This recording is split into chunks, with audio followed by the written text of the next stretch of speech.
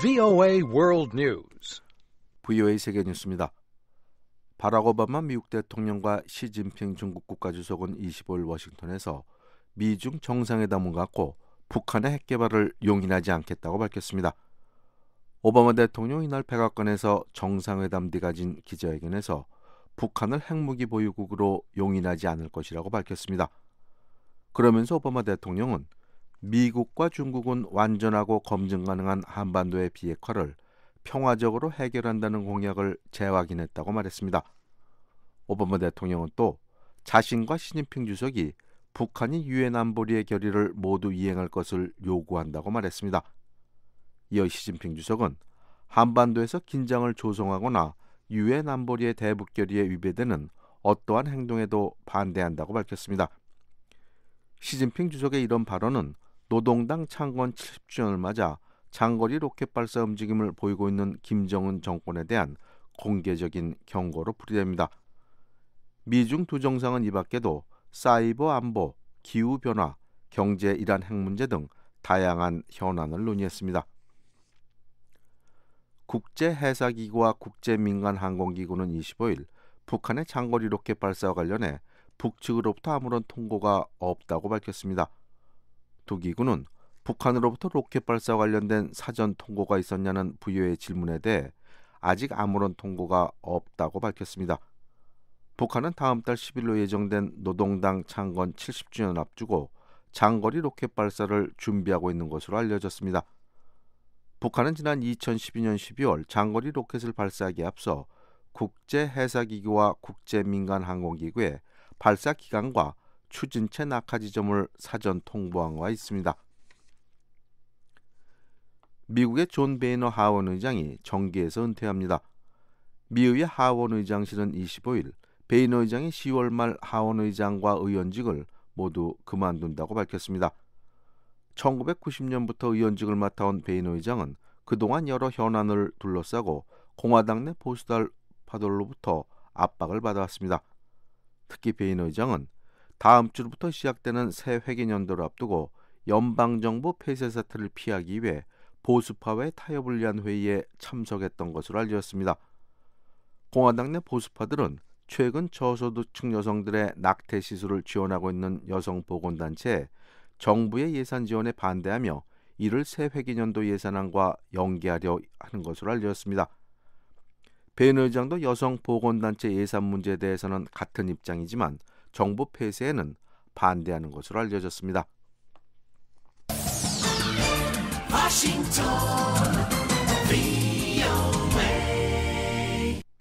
계속해서 세계 뉴스 전해드립니다. 바락 오바마 미국 대통령이 오는 28일 유엔 총회에서 블라디미르 푸틴 러시아 대통령과 만나 우크라이나 사태를 논의할 것이라고 백악관이 밝혔습니다. 조시 어니스트 백악관 대변인은 24일 두 정상이 이번 회담에서 공공연히 적대감을 드러낼 것으로 예상되지는 않지만 양국 간 논의해야 할 심각한 현안들이 있다고 말했습니다. 어니스트 대변인은 특히 오바마 대통령이 우크라이나를 비롯해 전 세계 다른 곳에서 벌이는 러시아의 행동에 심각한 우려를 제기할 것이라고 강조했습니다.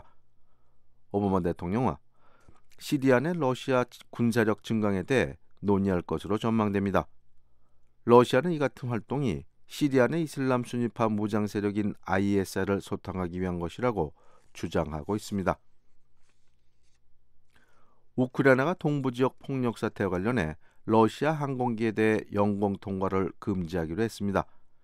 야르세니 야체뉴 우크라이나 총리는 25일 국가안보회에서 러시아 항공기들의 영공 통과를 금지하기로 결정했다며 러시아 국영 아에로플로트 항공과 민영 트랜스 아에로 항공이 우선 대상이라고 밝혔습니다.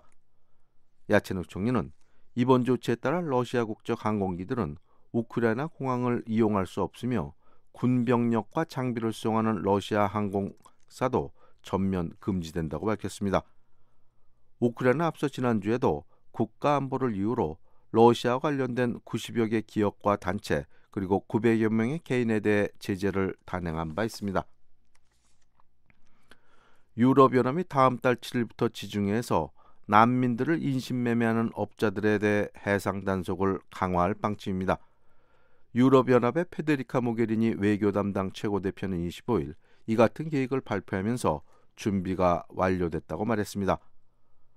모게리니 최고대표는 군함이 인신매매 업자들에 대해 대대적인 수색에 나설 것이며 필요시 공해상에서 의심되는 선박의 항로를 바꿀 것이라고 밝혔습니다. 지금까지 세계뉴스의 최원기였습니다.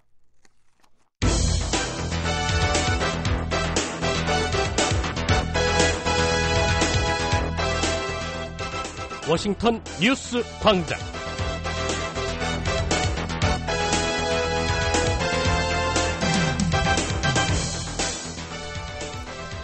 안녕하십니까. 9월 26일 토요일 워싱턴 뉴스 광장 진행의 조상진입니다. 먼저 이 시간 한반도 관련 주요 소식입니다. 바락 오바마 미국 대통령과 시진핑 중국 국가주석이 정상회담을 갖고 북한을 핵국가로 용인하지 않을 것이며 유엔 안보리 결의에 위배되는 어떤 행동도 반대한다고 경고했습니다. The United States and China have reaffirmed our commitment to the complete and verifiable denuclearization. 박근혜 한국 대통령은 북한이 유엔 안보리 결의를 위반하는 도발을 하면 확실한 대가를 치르게 될 것이라고 밝혔습니다. 북한이 노동당 창건 70주년을 앞두고 주민들에게 특별 상금을 지급한다고 밝혔습니다. 오늘 북한은 대체로 맑겠습니다. 아침 최저기온은 3도에서 18도, 낮 최고기온은 14도에서 28도가 되겠습니다. 바다의 물결은 0.5에서 1.5m로 일겠습니다. 워싱턴 뉴스광장 오늘의 첫 소식입니다. 바락 오바마 미국 대통령과 시진핑 중국 국가주석이 정상회담을 갖고 한반도 비핵화 원칙을 거듭 확인했습니다. 오바마 대통령은 북한을 핵무기 보유국으로 용인하지 않겠다고 밝혔고 시 주석은 북한을 겨냥해 유엔 안보리에 위배되는 어떤 행동도 반대한다고 경고했습니다. 김영권 기자가 보도합니다. 바락 오바마 대통령은 25일 미중 정상회담 뒤 가진 기자회견에서 북한을 핵무기 보유국으로 용인하지 않을 것이라고 거듭 밝혔습니다. We will not accept North Korea as a nuclear weapon state.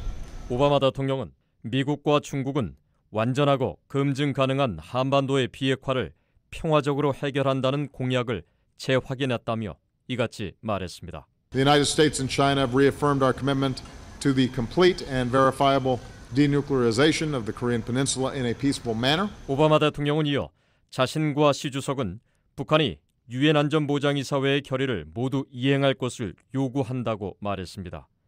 시진핑 주석은 한반도에서 긴장을 조성하거나 유엔 안보리 대북 결의에 위배되는 어떤 행동에도 반대한다고 밝혔습니다. 시 주석의 발언은 노동당 창건 70주년을 맞아 장거리 로켓 발사 움직임을 보이고 있는 김정은 정권에 대한 공개적인 경고로 풀이됩니다. 시진핑 주석이 공개석상에서 북한 정권에 도발 행동을 하지 말라고 직접 경고한 건 이번이 처음입니다. 시 주석은 이어 육자회담 9.19 공동성명과 관련 유엔 안보리 결의가 충실히 이행돼야 한다고 강조했습니다. 그러면서 동북아시아의 평화와 안정을 달성하기 위해 모든 당사국들이 한반도 비핵화 과정을 확고하게 진전시키고 평화와 안정 유지를 위해 협력해야 한다고 말했습니다. 시진핑 주석의 발언은 한반도와 관련해 비핵화 실현, 평화와 안정 수호, 대화와 협상을 통한 평화적인 핵 문제 해결을 강조하는 중국 정부의 3대 원칙을 재강조한 것으로 풀이됩니다. 오바마 대통령과 시 주석은 그러나 북한의 비핵화나 북한 정부가 도발을 강행할 경우에 대한 구체적인 조치에 대해서는 언급하지 않았습니다. 두 정상은 이 밖에 사이버 안보, 기후변화, 경제, 아프가니스탄과 이란 핵 문제, 평화 유지 활동, 인권 문제와 두 나라의 인적 교류 등 다양한 현안들에 대해 논의했다고 밝혔습니다. 특히 관심을 모았던 사이버 안보 문제와 관련해서는 사이버 해킹에 대해 정부가 지원하지 않는다는 원칙을 유지하고 사이버 범죄 등에 대응해 두 나라가 고위급 대화 채널을 설치하기로 합의했습니다. 두 정상은 또 미국과 중국이 서로 대립하지 않고 상호 존중하고 협력하며 국제 현안에 공동 대응한다는 기존의 합의를 재확인했습니다. 하지만 남중국해 영유권 분쟁이나 중국 내 인권 문제에 대해서는 이견을 좁히지 못했습니다.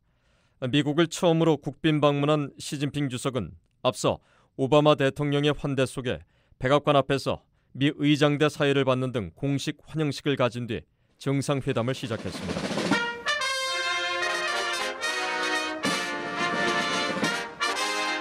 오바마 대통령과 시진핑 주석이 정상회담을 한 건 이번이 5번째입니다. 두 정상은 지난 2013년 6월 미 서부 캘리포니아주에서 첫 회담을 가진 뒤 9월에 러시아에서 열린 G20 주요 20개국 정상회의, 지난해 3월 네덜란드에서 열린 핵안보 정상회의에서 별도로 회담을 가졌습니다. 이후 지난해 11월엔 오바마 대통령이 중국을 방문해 4번째 정상회담을 가졌었습니다. 뷰이 뉴스 김영권입니다. 박근혜 한국 대통령은 북한이 유엔 안보리 결의를 위반하는 도발을 하면 확실한 대가를 치르게 될 것이라고 밝혔습니다. 북한이 최근 장거리 로켓 발사와 4차 핵실험 가능성을 내비친 데 대해 경고 메시지를 보낸 것으로 풀이됩니다. 서울에서 김한용 기자의 보도입니다.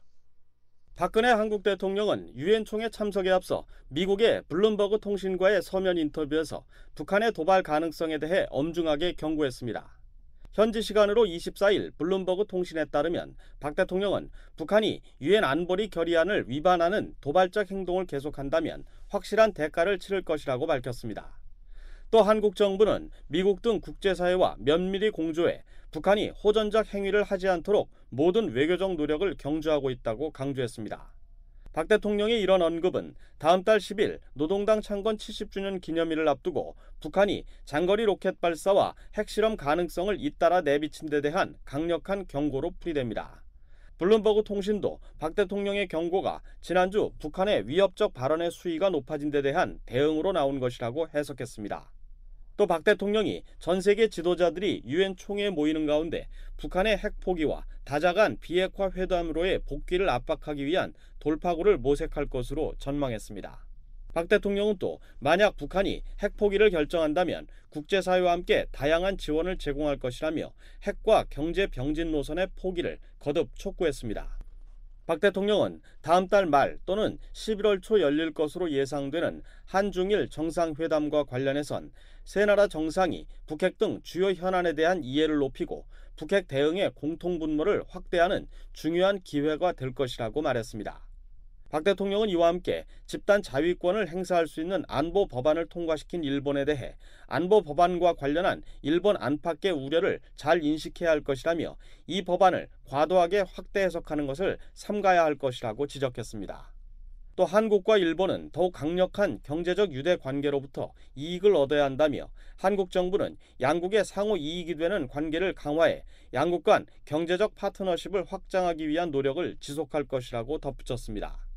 박 대통령은 뉴욕의 유엔 본부에서 25일부터 28일까지 열리는 유엔 개발 정상회의와 제70차 유엔 총회에 참석하기 위해 25일 미국으로 떠났습니다. 박 대통령의 유엔 본부 방문은 이번이 취임 이후 3번째이고 유엔 총회에 참석하는 것은 지난해에 이어 2번째입니다. 박 대통령의 이번 유엔 방문은 북한의 전략적 도발을 억제하기 위한 정상 외교를 펴는 데 초점이 맞춰질 전망입니다. 이와 함께 자신의 한반도 통일 구상에 대한 국제사회의 이해와 지지를 확대하는 데 주력할 방침입니다. 주철기 청와대 외교안보 수석입니다. 한반도 평화통일과 동북아 나아가 세계의 평화와 공동 번영에 기여하고자 하는 우리의 그 외교 정책을 국제사회에 설명함으로써 또 국제사회의 이해와 협력을 제고해 나가는 중요한 기회, 무대가 될 것으로 기대합니다. 유엔 외교 무대는 다자 외교의 꽃으로 불리지만 특히 올해는 유엔 창설 70주년이라는 상징성 때문에 전 세계 160여 명의 국가 원수와 정부 수반이 이번 행사에 대거 참석할 예정입니다. 서울에서 VOA 뉴스 김환용입니다.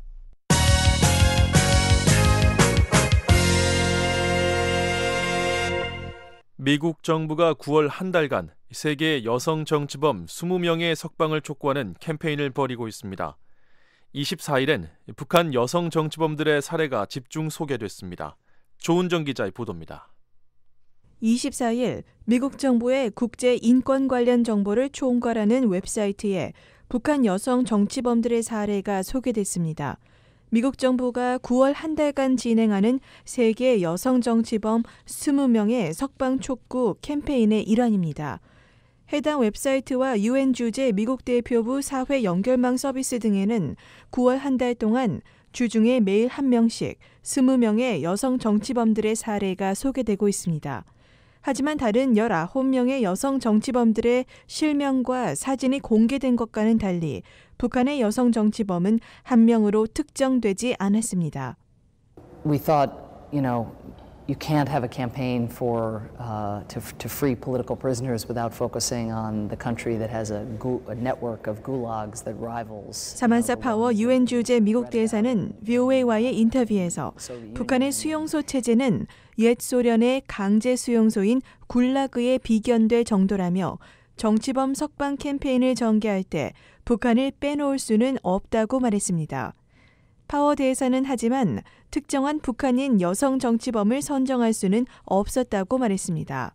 It's quite obvious that had we chosen any specific individual, that person's life would have been gravely imperiled as it is already by being in the camp. But I don't think it would do 미국이 that 특정 인물을 선정하면 그 인물의 삶은 심각한 위험에 빠질 것이고 그에게 어떠한 득도 되지 않을 것이기 때문에 북한의 경우는 모든 여성 정치범을 총체적으로 지목하기로 했다는 설명입니다. 24일 미국 정부의 인권 웹사이트에는 여성의 형체를 검은색으로 표현한 그림만 올라왔고 그 아래 북한 정치범이라는 설명이 달렸습니다. 웹사이트는 북한의 정치범 수용소에 8만에서 12만 명이 넘는 남성, 여성, 어린이가 수감돼 있다고 지적했습니다.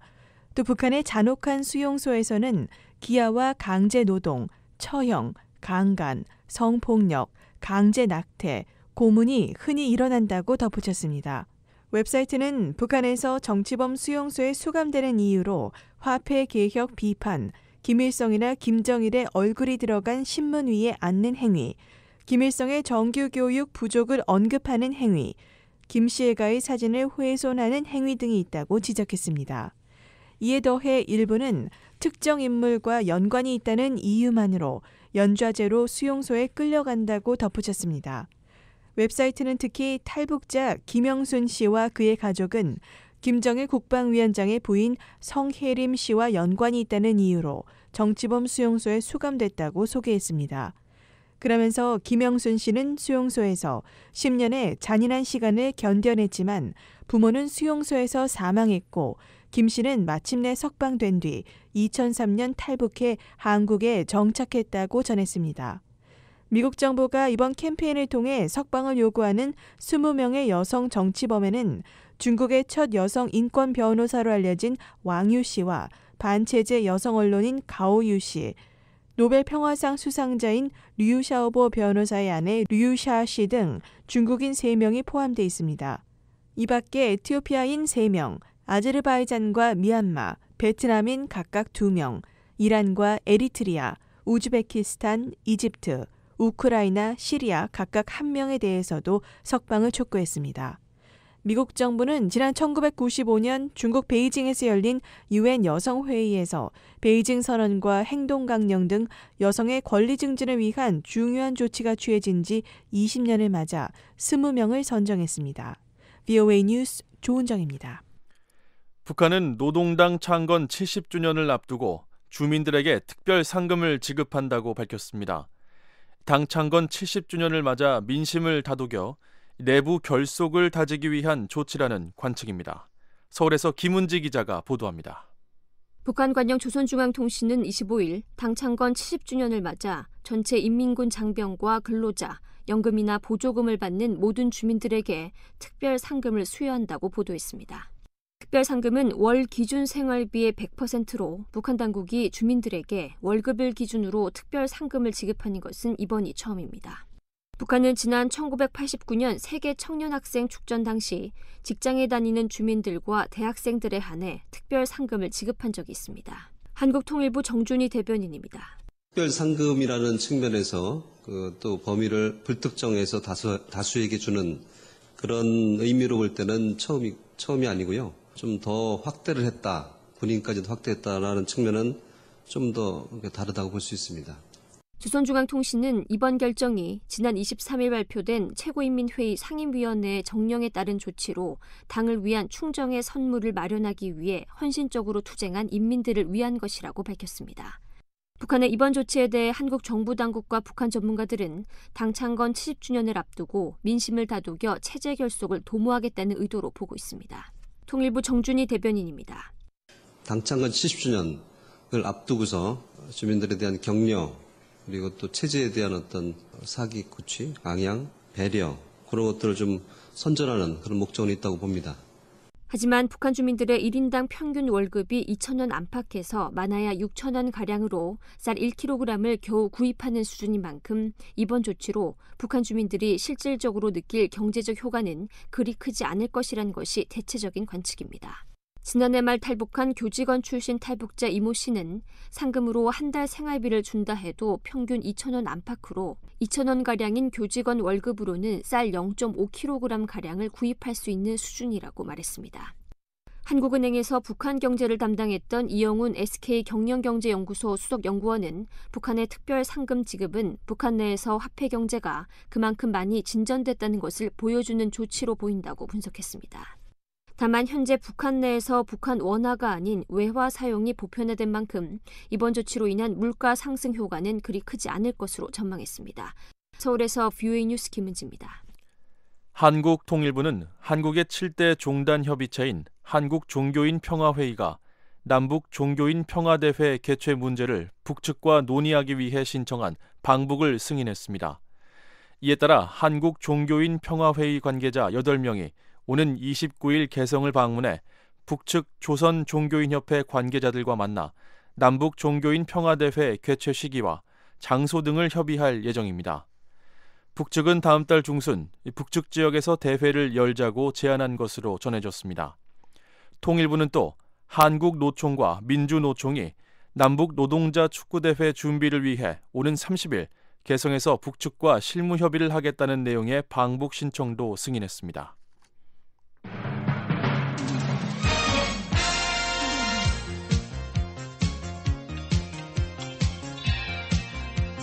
새 아침 새로운 뉴스로 여러분을 찾아갑니다.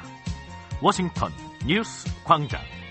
다양한 뉴스의 깊이 있는 분석까지 매일 아침 워싱턴 뉴스 광장이 함께합니다.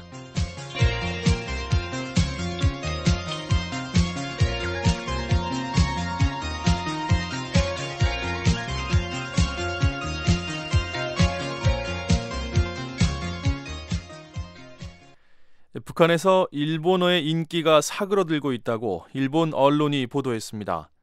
북한과 일본 관계가 경색되면서 일본어를 배워도 일자리가 없기 때문이라고 합니다. 조은정 기자가 전해드립니다. 일본 교도통신은 24일 평양발 보도에서 일본어가 북한에서 더 이상 인기가 없다고 전했습니다. 10년 전까지만 해도 일본어는 북한의 특권층 학생들이 가장 배우고 싶은 외국어 중 하나였지만 지금은 그렇지 않다는 것입니다. 교도통신은 평양 외국어대학에서 현재 40명의 학생이 일본어를 배우고 있다며 1990년대와 2000년대 초반까지만 해도 200명의 학생이 일본어를 전공했던 것에 비하면 그 수가 크게 줄었다고 보도했습니다. 이 대학 일본어 학과장인 김선일 교수는 교도통신에 현재 40명인 일본어 전공자가 앞으로 몇 년 안에 4명에서 5명 수준으로 떨어질 수도 있다고 말했습니다. 이처럼 학생 수가 줄자 평양 외국어대학은 지난 2007년 일본어 학부를 해체하고 민족어 학부로 통합했습니다. 민족어 학부는 아랍어 등 학생 수가 비교적 적은 언어를 가르치는 학부입니다. 학교 측과 학생들은 일본어 전공자가 줄어드는 주된 이유로 일본 정부의 북한에 대한 강경 정책을 꼽았다고 교도통신은 전했습니다. 평양 외대 졸업생은 대외기관과 조선중앙통신 등 언론 매체, 해외를 대상으로 한 출판사 등에서 근무하는 경우가 많지만 일본의 대북 제재의 영향으로 북한을 방문하는 일본인 관광객이 크게 줄어서 취업 기회가 줄면서 전공자도 줄어든 것입니다.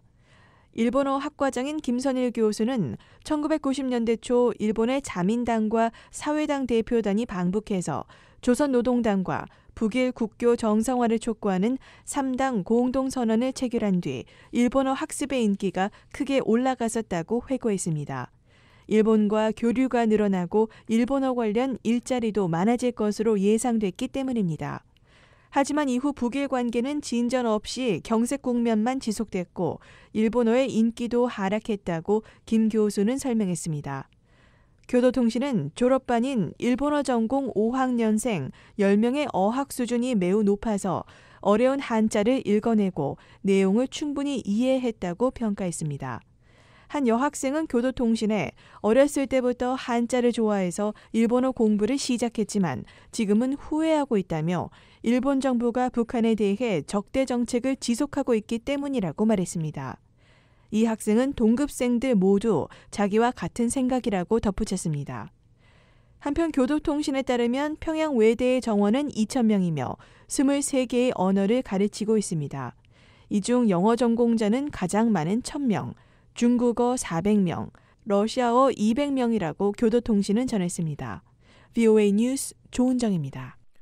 미화 약 150억 달러가 투입되는 KF-X 한국형 전투기 개발 사업에 대한 한국 내 논란이 계속되고 있습니다. 미국의 기술 이전 거부가 논란의 핵심인데 청와대가 관련 자료 제출을 요구하고 나섰습니다.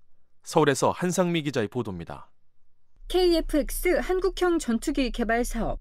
오는 2025년까지 F-16 수준의 중형급 전투기 120대를 한국 기술로 개발하는 사업입니다. 개발비 약 70억 달러에 양산 비용까지 합치면 총 사업비가 150억 달러를 넘어가는 한국 군 창설 이래 최대 사업으로 꼽힙니다. 하지만 지난 4월 미국 정부가 전투기 개발에 대한 핵심 기술 이전 승인을 거부한 사실이 최근 밝혀지면서 한국에서 큰 논란이 되고 있습니다.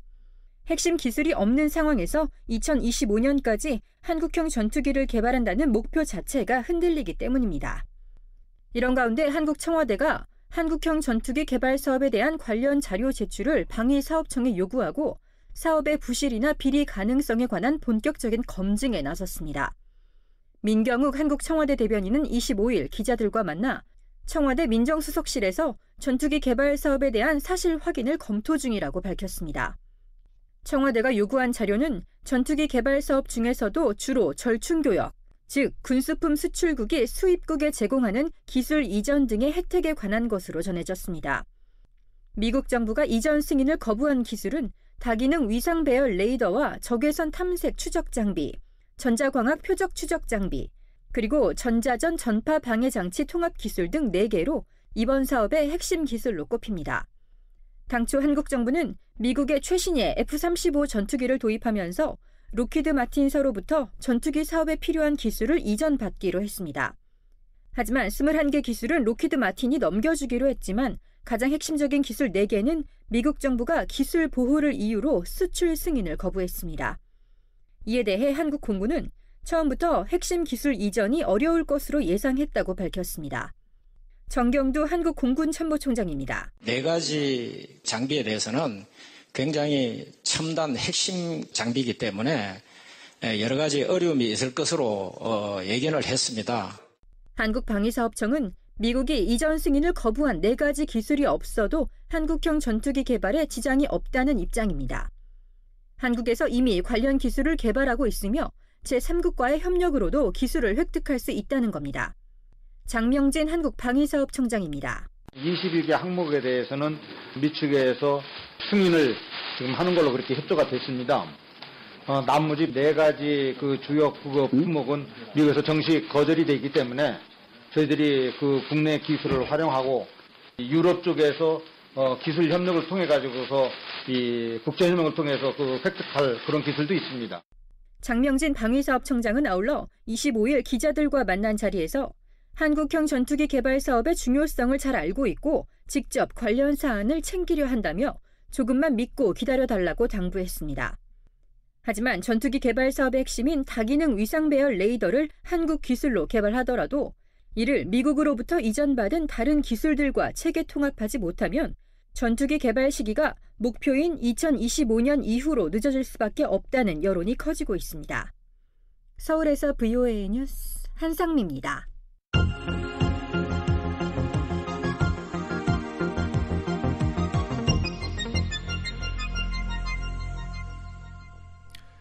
남북한은 분단 70여 년의 세월 동안 전통 음악도 많이 달라졌는데요. 이를 비교해보고 통일에 대비한 문화적 소통의 기회를 제공하기 위한 연주회와 학술회의가 서울의 국립국악원에서 열렸습니다. 서울에서 박은정 기자가 전해드립니다.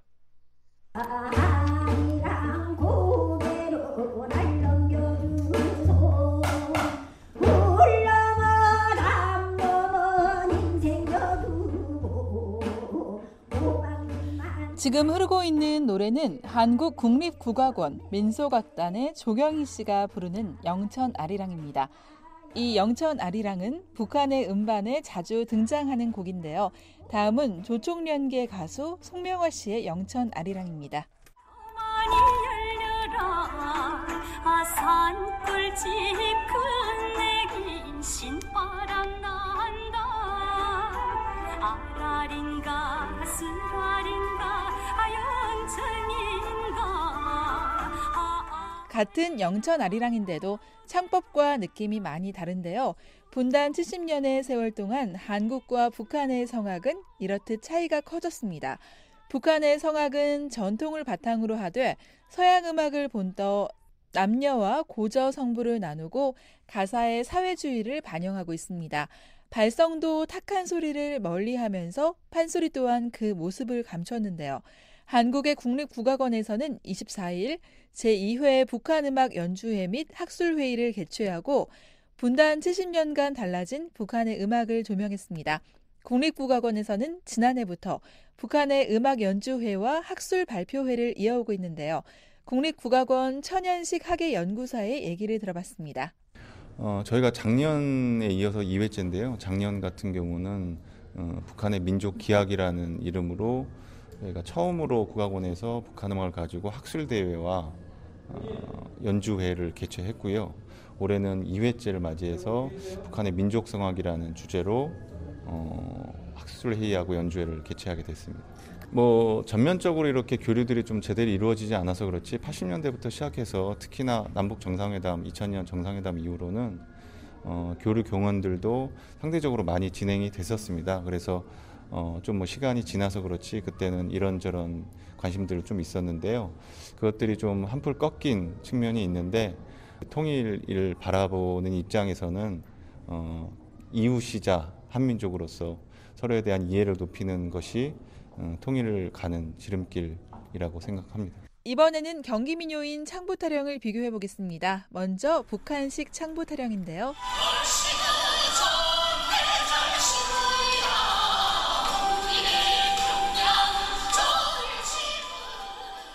한국의 조경희 씨의 창부타령입니다.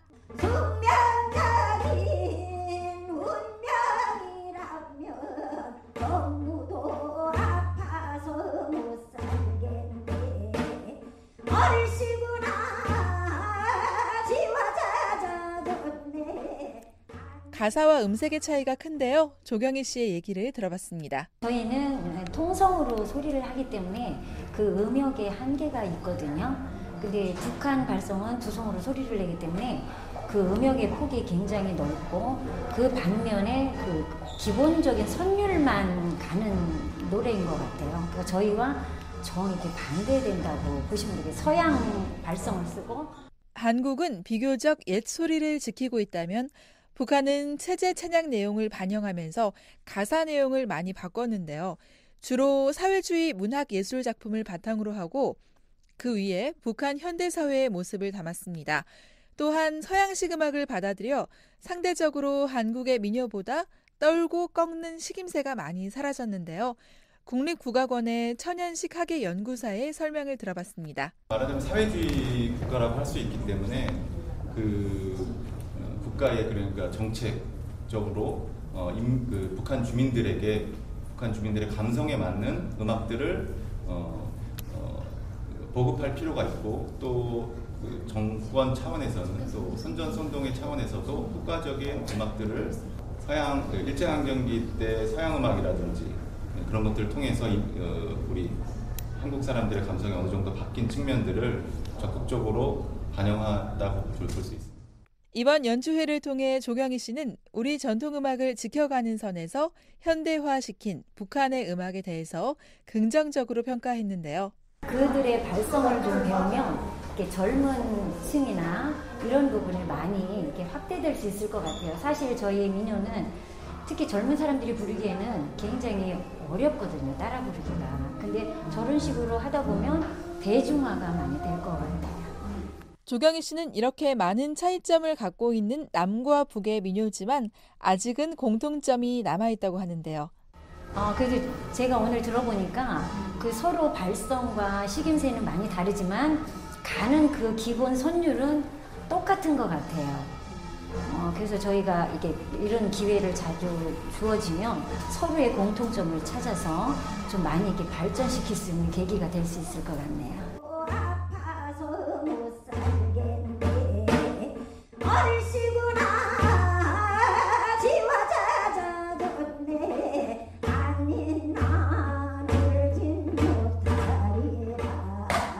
서울에서 VOA 뉴스 박은정입니다. 워싱턴 뉴스광장 함께하고 계십니다. 저희 방송의 주파수를 잠시 안내해드리겠습니다. VOA 한국어 방송은 한반도 시간으로 아침과 저녁 두 차례 방송해드리고 있는데요. VOA 아침 방송은 한반도 시간으로 매일 아침 3시 30분부터 5시 30분까지 2시간 동안 단파 5875, 7365, 7485kHz로 보내드리고 있습니다. 저녁 방송은 한반도 시간으로 매일 저녁 7시 30분부터 11시 30분까지 4시간 동안 중파와 단파를 통해 보내드리고 있습니다. 중파는 1188kHz, 저녁 8시부터 자정까지 4시간 동안 보내드립니다. 단파는 7460, 11990kHz로 저녁 8시 30분부터 11시 30분까지 3시간 동안 보내드립니다. 또 저녁 8시 30분부터 9시 30분까지는 단파 9490kHz, 또 밤 9시 30분부터 11시 30분까지는 11935kHz로 들으실 수 있습니다. 또한 저희 방송은 인터넷으로 언제든지 청취하실 수 있습니다. 저희 방송을 다시 듣기 원하시는 분은 인터넷 웹사이트 주소 www.voakorea.com으로 접속하시면 됩니다. 여러분의 많은 애청 부탁드립니다.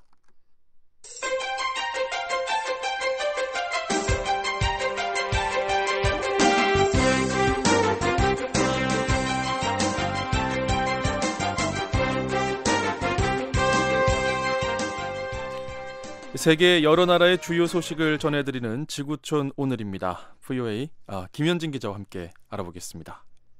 안녕하십니까? 네, 안녕하세요. 네, 자 오늘 어떤 소식들 준비되어 있나요? 네, 미국을 방문 중인 시진핑 중국 국가주석이 백악관에서 바락 오바마 대통령과 정상회담을 가졌습니다. 미중 두 정상은 북한의 핵 개발을 용인하지 않겠다고 밝혔는데요. 이 소식 전해드리겠습니다. 또 사우디아라비아 압사 사고 사망자 중 외국인도 수백 명 포함된 것으로 알려졌다는 소식과 미국에서 시작된 독일차 폭스바겐의 배기가스 조작 사태가 일파만파 확산되고 있다는 소식 차례로 전해드리겠습니다. 네, 자, 오늘도 시진핑 중국 국가주석의 미국 방문 소식부터 알아볼까요? 네, 시진핑 주석이 지난 22일부터 일주일간 미국을 방문 중인데요. 시애틀에서 2박 3일간의 일정은 주로 경제 협력에 초점을 맞췄습니다. 네. 이어 지난 24일 이곳 워싱턴에 도착해서 바락 오바마 대통령과 실무 만찬을 가졌고 25일에는 백악관에서 미중 정상회담을 가졌습니다. 네, 이 무엇보다도 미중 정상회담의 성과가 궁금한데요. 네. 사실 회담을 앞두고 두 나라 사이에 껄끄러운 현안들이 참 많지 않았습니까? 그렇습니다. 사이버 해킹과 남중국해 영유권 분쟁, 중국의 인권 문제 등은 두 나라가 치열하게 대립해온 현안들입니다. 하지만 두 정상은 이번 회담이 건설적이었다고 평가하고요. 특히 두 나라가 함께 협력하기로 한 현안들을 강조했습니다. 네, 상대국의 컴퓨터와 인터넷을 공격하는 사이버 해킹 문제, 큰 문제로 꼽아왔었는데 이 문제와 관련해서 어떤 논의가 있었는지 궁금하군요. 네, 미중 두 정상은 공동 성명에서 두 나라가 사이버 해킹 문제에 대응하기 위해 함께 새로운 노력을 기울이기로 합의했다고 밝혔습니다. 구체적으로 두 나라 정부 모두 지적 재산에 대한 사이버 절도 행위를 직접 하거나 지원하는 일은 없을 것이라고 밝혔고요. 또 앞으로 사이버 범죄에 대응하기 위해 고위급 회담을 1년에 2차례 갖기로 합의했습니다.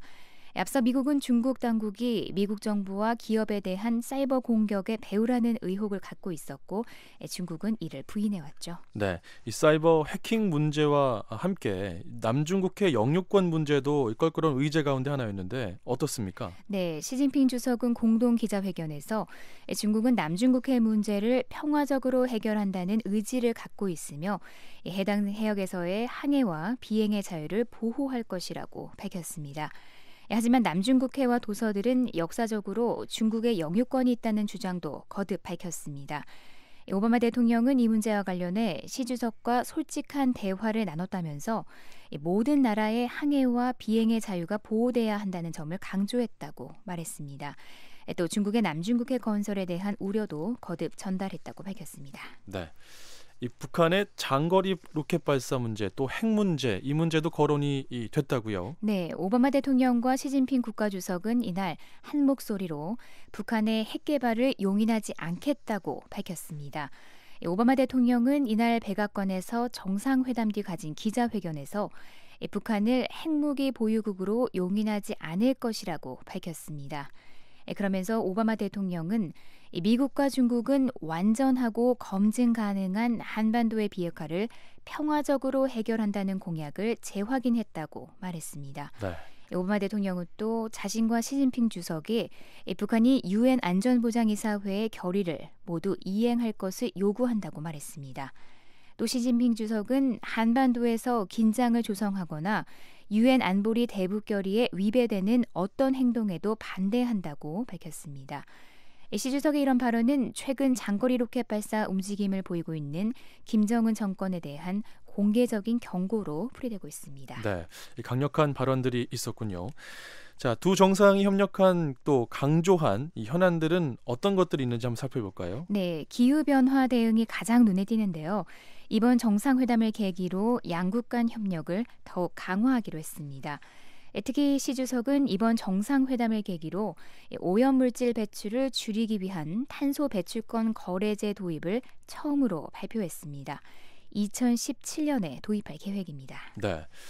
지난해 오바마 대통령이 베이징을 방문했을 때도 이 두 정상이 기후변화 대응과 관련해서 성과가 있었죠. 그렇습니다. 당시 두 정상은 공동의 탄소 배출 감축 목표를 제시한 바 있습니다. 이는 중국이 처음으로 국가 차원의 감축 목표를 제시했다는 점, 또 세계 최대 배출국인 두 나라가 공동의 목표를 제시했다는 점에서 국제사회에서도 매우 의미 있는 진전으로 받아들여졌습니다. 네, 이 정상회담에서 많은 성과들이 있었습니다. 자, 백악관에서 공식 환영 행사도 열렸죠? 그렇습니다. 시진핑 주석의 미국 방문은 주석 취임 후 두 번째지만 공식 방문은 이번이 처음인데요. 정상회담에 앞서 백악관에서는 미국 의장대 사열과 21발의 예포 발사 등 국빈을 맞이하는 환영 의식이 거행됐습니다. 오늘 저녁에는 오바마 대통령이 주최하는 백악관 공식 만찬이 예정돼 있습니다. 네, 이 공식 만찬이 예정돼 있는데 좀 가벼운 주제긴 하지만 이 두 정상이 함께하는 식탁 어떤 음식들이 올라올까도 좀 궁금하고 관심거리 아닙니까? 맞습니다.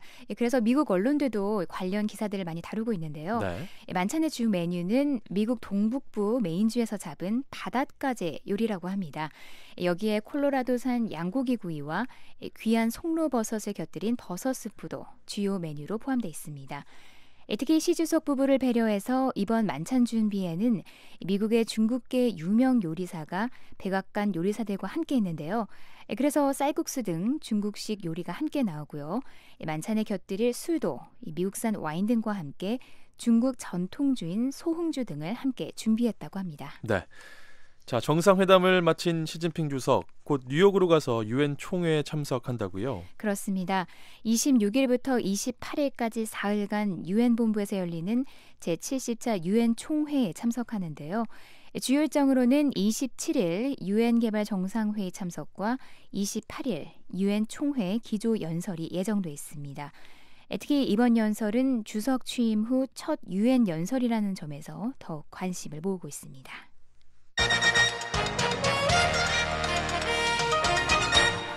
네, 지구촌 오늘 김현진 기자와 함께하고 있습니다.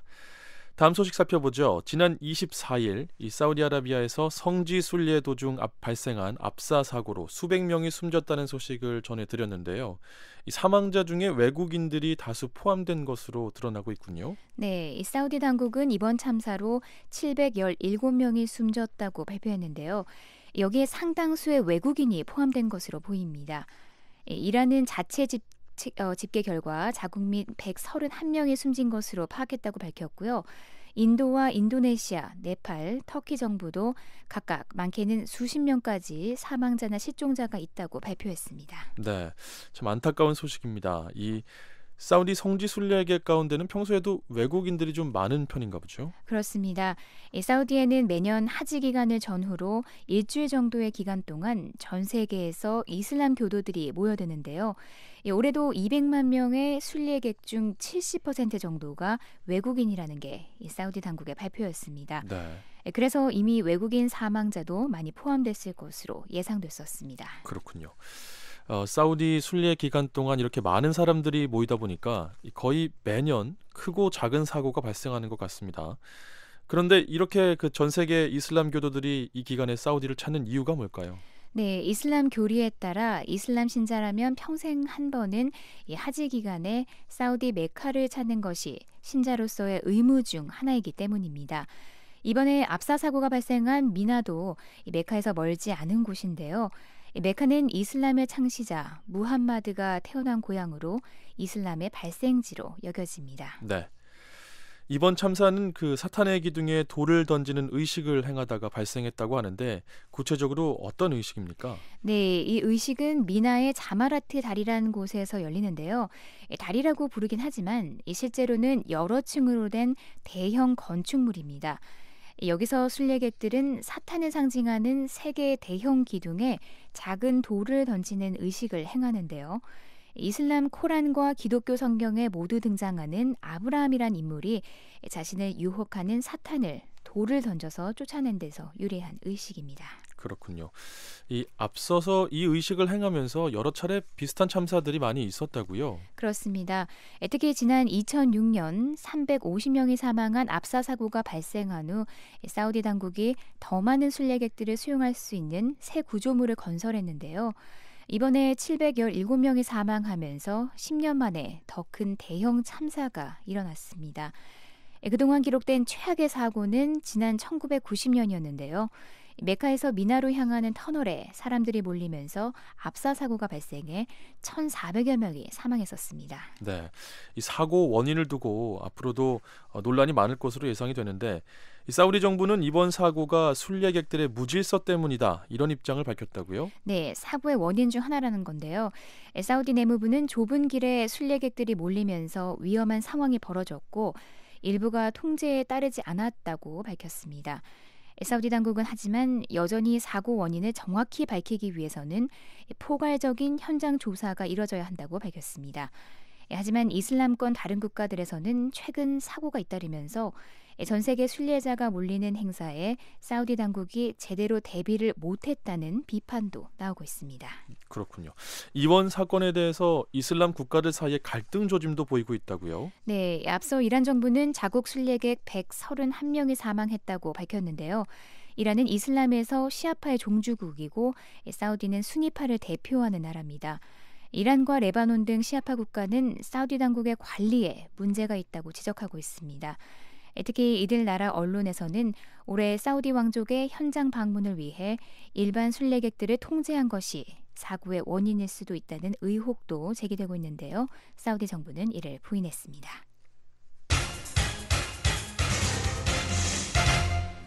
다음 소식입니다.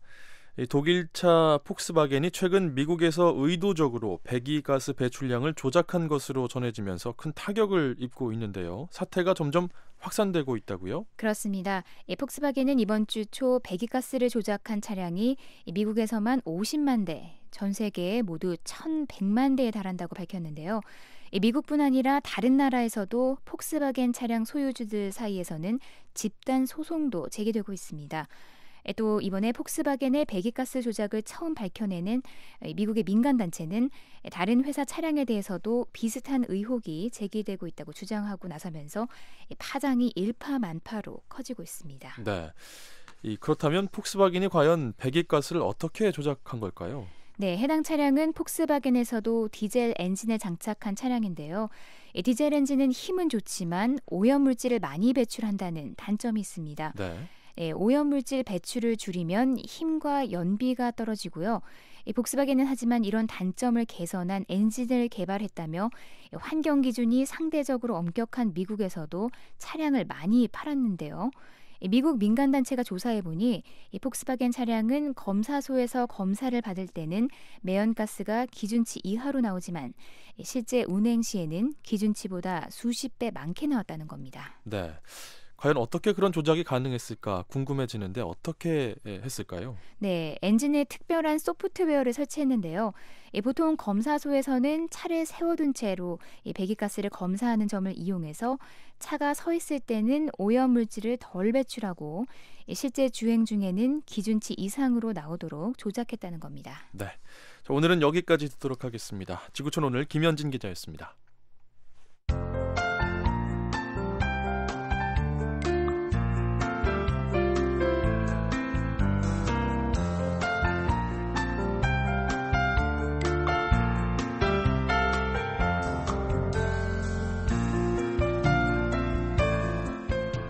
한국기상청 제공 북한 날씨 알아봅니다. 오늘 북한은 대체로 맑겠습니다. 아침 최저 기온은 3도에서 18도, 낮 최고 기온은 14도에서 28도가 되겠습니다. 바다의 물결은 0.5에서 1.5m로 일겠습니다. 이어서 지역별 날씨입니다. 평안 남북도 전역에서 맑은 날씨가 예상됩니다. 평양은 아침 최저 16도, 낮 최고 27도, 남포는 최저 17도에서 최고 26도가 예상됩니다. 신의주는 아침 최저 14도, 낮 최고 26도, 강계는 최저 12도에서 최고 23도 분포를 보이겠습니다. 황해도 지역도 쾌청한 날씨 보이겠습니다. 해주 최저 18도, 최고 28도, 개성 최저 16도, 최고 28도가 예상됩니다. 함경남도, 양강도, 강원도 역시 맑은 하늘을 보실 수 있겠습니다. 함흥 최저 기온은 16도, 최고 26도, 장진 최저 6도, 최고 17도, 원산 최저 18도, 최고 25도, 해산은 최저 8도, 최고 19도를 기록하겠습니다. 함경북도는 대체로 맑겠지만 성진에서는 구름이 조금 관측되겠습니다. 청진 최저 기온은 15도, 최고 22도, 선봉은 최저 12도, 최고 23도가 예상됩니다. 이어서 해상 날씨입니다.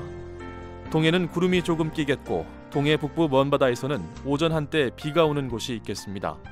물결은 0.5에서 1.5m로 일겠습니다. 서해는 구름이 조금 끼겠고 물결은 0.5에서 1.5m를 기록하겠습니다. 한국기상청 제공 북한 날씨였습니다. 9월 26일 토요일 워싱턴 뉴스광장은 여기까지입니다. 애청해주신 여러분 감사합니다. 곧이어 VOA 세계뉴스가 이어지겠습니다.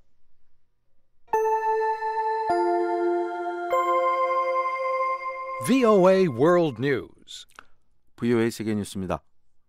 바락 오바마 미국 대통령과 시진핑 중국 국가주석은 25일 워싱턴에서 미중 정상회담을 갖고 북한의 핵개발을 용인하지 않겠다고 밝혔습니다. 오바마 대통령이 이날 백악관에서 정상회담 뒤 가진 기자회견에서 북한을 핵무기 보유국으로 용인하지 않을 것이라고 밝혔습니다.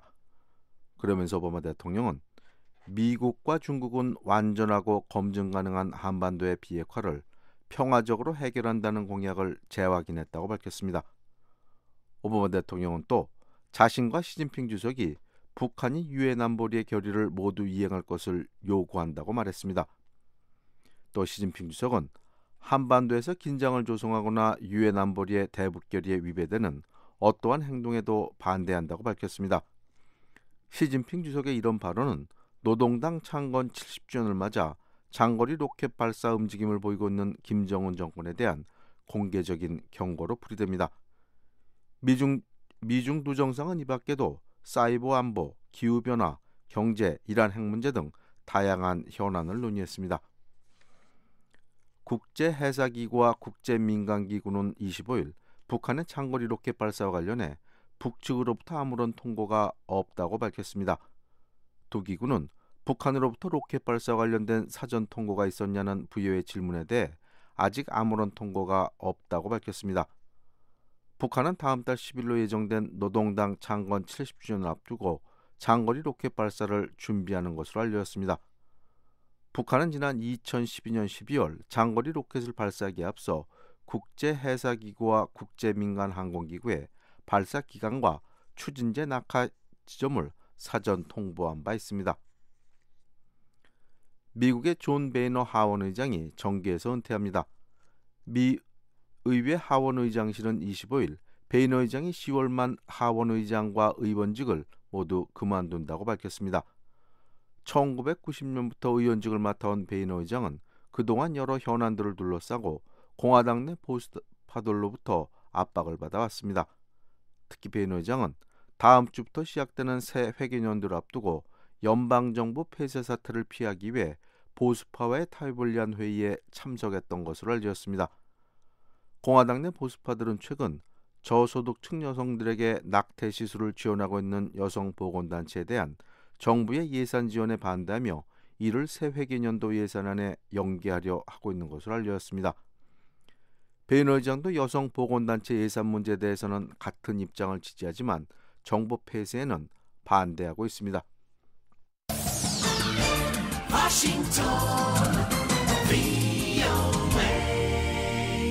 계속해서 세계 뉴스 전해드립니다.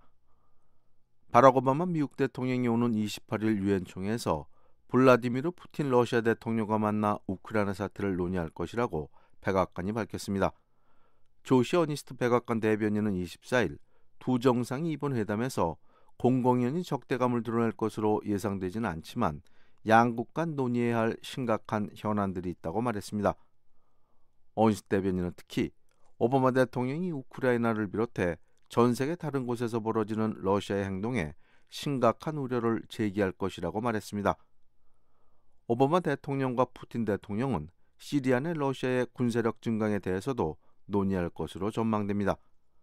러시아는 이 같은 활동이 시리아 내 이슬람 순위파 무장 세력 ISR을 소탕하기 위한 것이라고 주장하고 있습니다.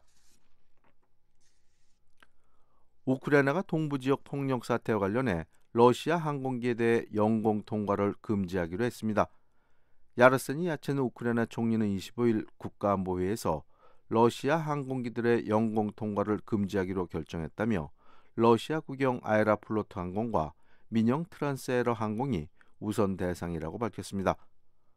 아체누 총리는 이번 조치에 따라 러시아 국적 항공기들은 우크라이나 공항을 이용할 수 없으며 군병력과 장비를 수용하는 러시아 항공기 비행도 전면 금지된다고 밝혔습니다. 이에 앞서 우크라이나는 지난주에도 국가안보를 이유로 러시아와 관련된 90여 개 기업과 단체 그리고 900여 명의 개인들에 대해 제재를 단행한 바 있습니다. 유럽연합이 다음 달 7일부터 지중해에서 난민들을 인신매매하는 업자들을 겨냥해 해상 단속 작전에 나섭니다. 유럽연합의 페데리카 모게리니 외교 담당 최고대표는 25일 이 같은 계획을 발표하면서 준비가 완료됐다고 말했습니다. 지금까지 세계뉴스의 최원기였습니다. 지금까지 여러분께서는 VOA 한국어 아침방송을 들으셨습니다. VOA 아침방송은 매일 아침 3시 30분부터 5시 30분까지 2시간 동안 단파 5875, 7365, 7485kHz로 보내드리고 있습니다. VOA 저녁 방송은 밤 7시 30분부터 11시 30분까지 4시간 동안 중파 1188kHz로 보내드립니다. 단파로는 밤 8시 30분부터 11시 30분까지 3시간 동안 7460kHz, 11990kHz로 보내드리고 있습니다. 또 밤 8시 30분부터 9시 30분까지 1시간 동안은 단파 9490kHz, 밤 9시 30분부터 11시 30분까지 2시간 동안은 단파 11935kHz로도 들으실 수 있습니다. VOA 방송은 인터넷으로도 청취하실 수 있습니다. 인터넷 웹사이트 주소는 www.voakorea.com입니다. 함께해 주신 여러분께 감사드립니다. 그럼 다음 방송 시간까지 안녕히 계십시오.